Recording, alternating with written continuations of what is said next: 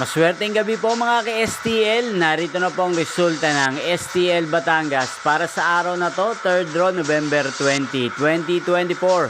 Araw ng Miyerkules. Naway ang mga natayan niyo pong mga numero kanina ay manalo nawa ngayong gabing ito, 8:30 PM. Kaya kunin niyo na po ang inyong mga tickets.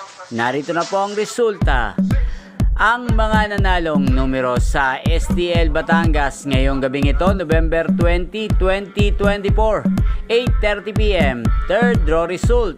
Ang mga numerong nanalo, 6 at 24 in exact order. Sa lahat po ng tumaya kanina para sa 3rd draw ng 6 at 24, congrats po sa inyo. Panalo po kayo again, 6 at 24 in exact order. At shoutout po natin ngayong gabing ito sa STL Batangas si Ate Amalia. Ate Amalia ng Batangas, shoutout po sa iyo. Naway nasa maayos ka pong kalagayan at ang mga numerong tinatayaan mo sa Batangas ay manalo nawa ngayong gabing ito. At inyo pong napanood ang resulta ng STL Batangas sa channel na to, Roderick Hernandez TV. Maraming salamat po sa patuloy niyo pong panonood at pagsuporta sa aking channel. Huwag pong kalimutang mag-subscribe.